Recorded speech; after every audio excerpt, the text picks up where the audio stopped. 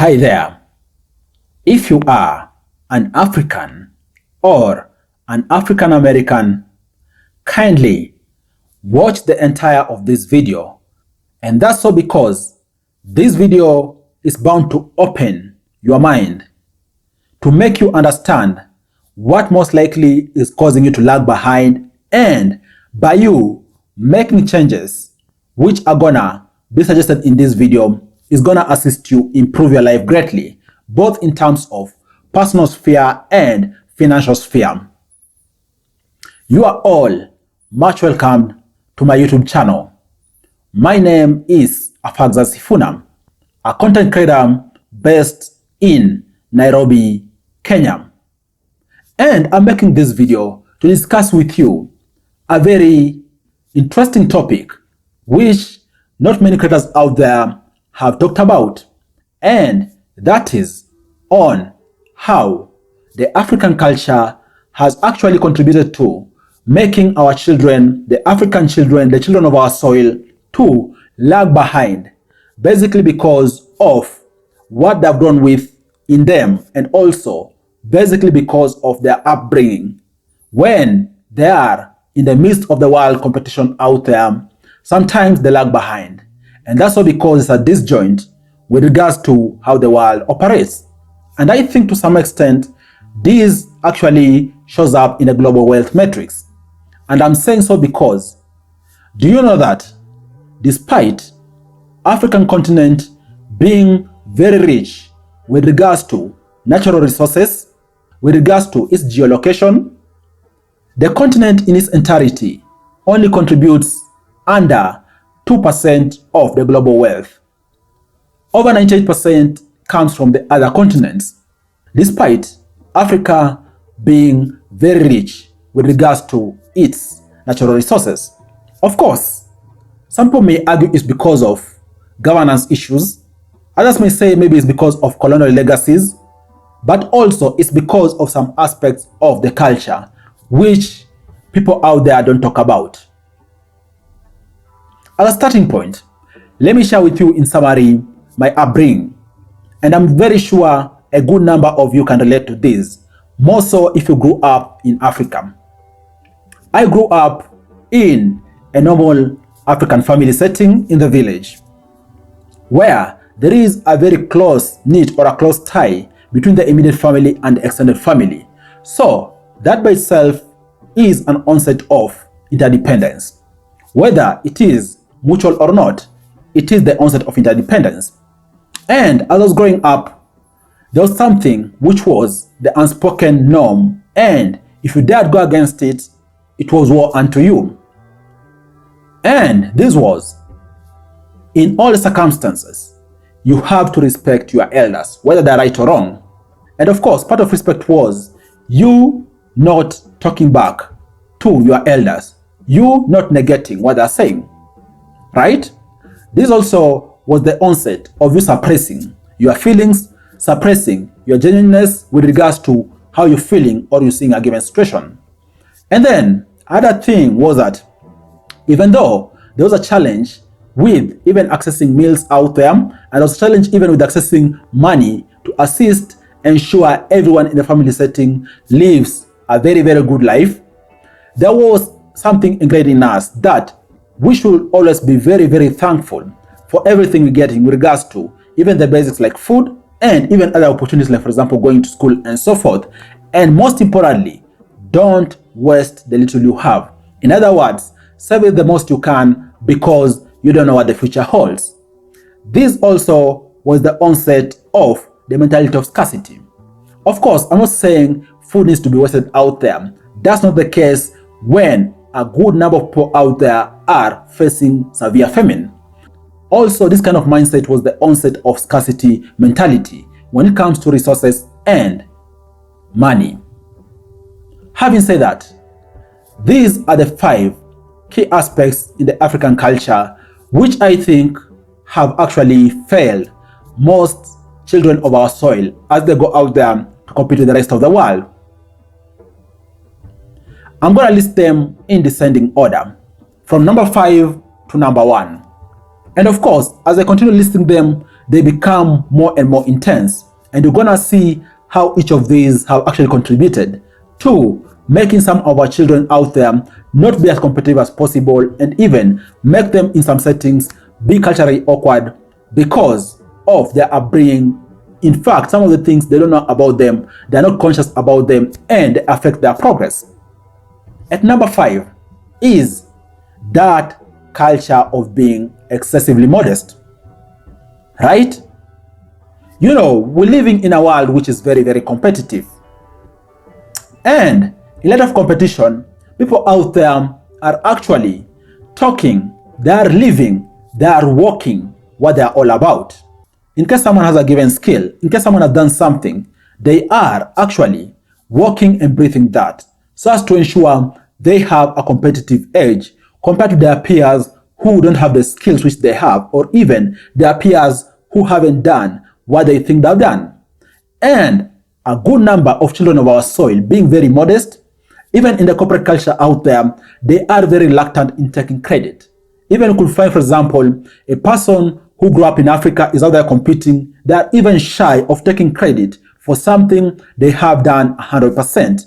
And in such a circumstance, someone else runs with the narrative, and that particular invention, that particular know-how of doing something is someone else, despite them being the brainchild on that thing.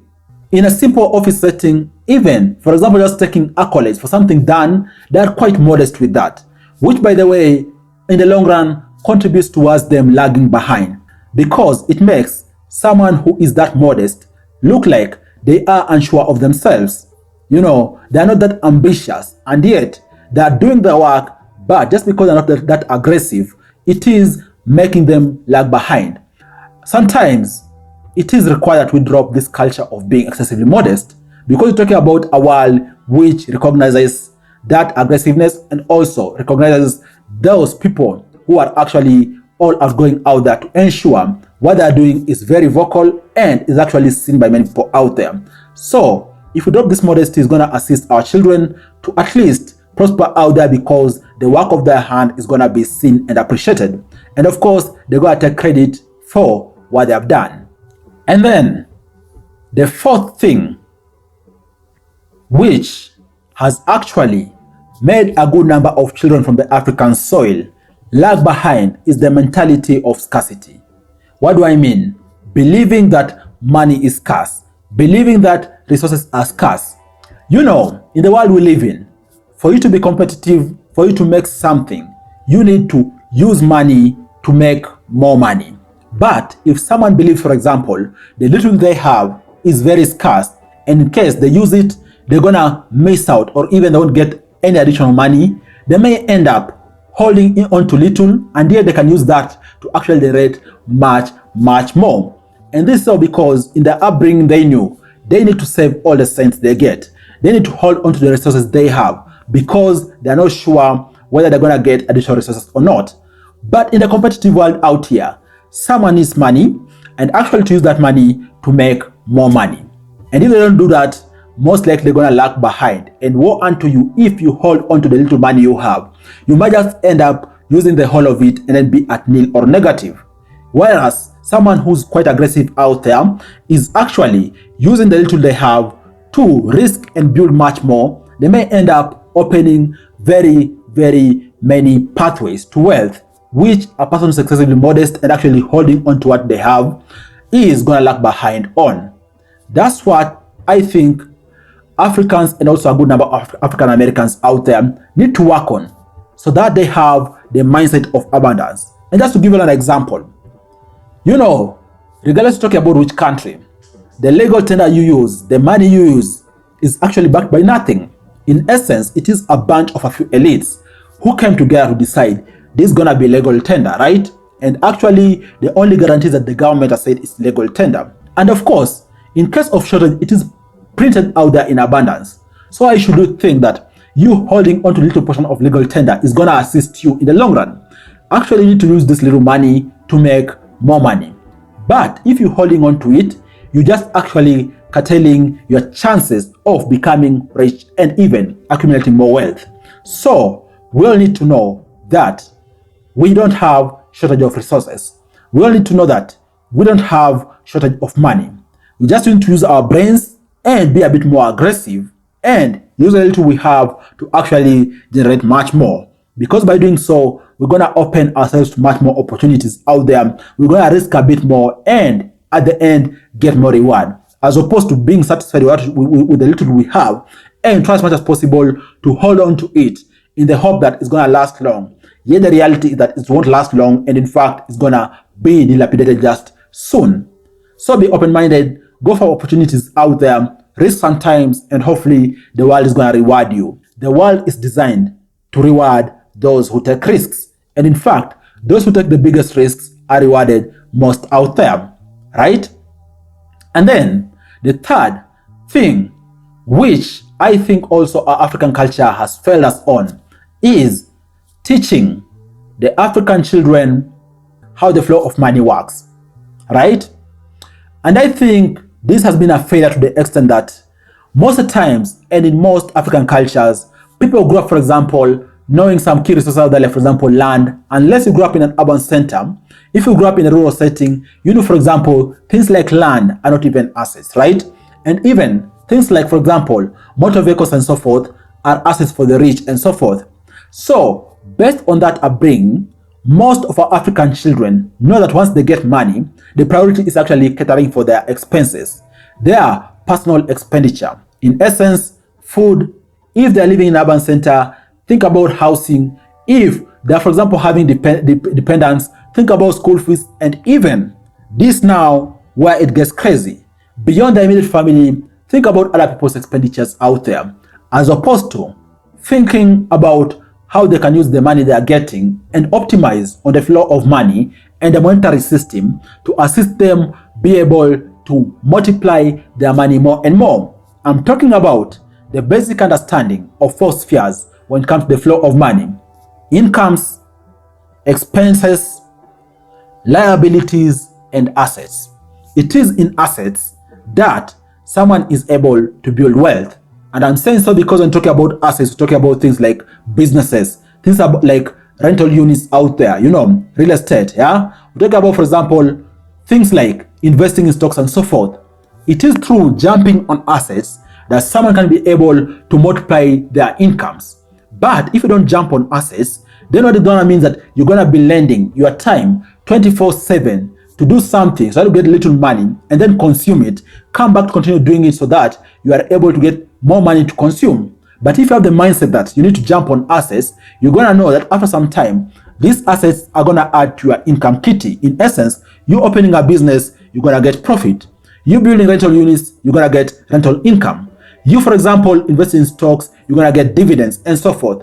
That mindset is what I think needs to actually be ingrained in our African children as and of when they're young, so that they know they need to grow up understanding and actually knowing that they can invest and it is assets which are gonna make them financially free, right?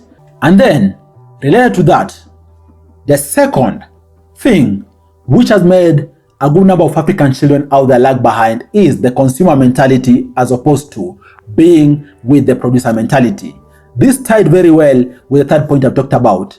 This is the second point, having the consumer mentality as opposed to the producer mentality. And this is a combination of both understanding how the flow of money works and also believing in oneself. Tell you the truth is that children from Africa are very brilliant. In fact, a good number of them are geniuses. It's only that the world hasn't really had an opportunity to actually experience a good number of them to the intellect levels which those with facilities out there have been able to get exposed to. So we all need to understand and actually ingrain in our children that they need to have the mentality of being producers as opposed to being consumers right from the young age. Of course, some people out there might challenge me, telling me, for example, Africa is very rich, for example, in farming and so forth. Yes, it is. But if you look carefully, even the farming being done in Africa is because of subsistence. In other words, it sees people out there going to farm so as to be able to consume, as opposed to people out there doing, for example, farming with the mindset that they're going to harvest, they're going to do value addition, and they're going to make money off these as producers. I think we need to shift towards the mindset of being producers so as to avail opportunities to our children and even open their mind to their possibilities out there. You can't, for example, be doing farming. You have, for example, 100 acres of land. You do farming, all this for subsistence or even just selling remaining of it instead of doing value addition so that you can be able to expand your income generating horizons. I think we need to have a shift with regards to the mindset of being producers instead of being consumers. And then the very first thing which is causing African children and the society at large to lag behind is the black tax mentality. Because of the way a good number of people out there grew, they have come to know and appreciate and even get consumed into believing they are to save the entire society. In essence, an African child, for example, goes to school, gets educated, has opportunities out there, start, for example, progressing in their careers, but they lag behind because they have baggages on their back. And sadly, these baggages are one way, they're not mutual, right? To give you an example, in case you assist me on one thing, assist me on another thing is something mutual. But if the flow of money and resources is one way, even though the society ingrained in us to be like that, I think is wrong. You know, I think beneficial relationship in the society should be mutual. What do you think? I think that is the very first thing which has caused African children and African Americans to lag behind. And all this is because of the way the culture has made us to grow up to believe. What do you think about this video? I know I've shared key talking points which have gotten you thinking, have gotten you even questioning some things in your life, which I think is for the good because they're going to assist you change some things which you think are bad. In no way am I saying African culture is bad. In fact, in my humble opinion, the African culture is the best in the world because it is built on mutual love, it is built on mutual understanding, it is built on that close-knit family structure. But also some key aspects of it have caused our African children to lag behind, as I've explained to you. What do you think about the key points I've shared with you? Drop your thoughts down below in the comment section. Let's continue discussing there. But I think these are some of the key areas we as Africans and also African Americans out there can look to, maybe be intentional about in their life, and they're gonna assist them maybe become better people and also maybe build more and more financial muscles out there for us to be able to compete and for the world to understand that actually Africans and African Americans are a force to reckon with and they can also greatly contribute to the world because at the moment statistics out there are showing otherwise. Thanks a lot for watching this video. I look forward to share with you other awesome videos next time. Bye bye and you all take care.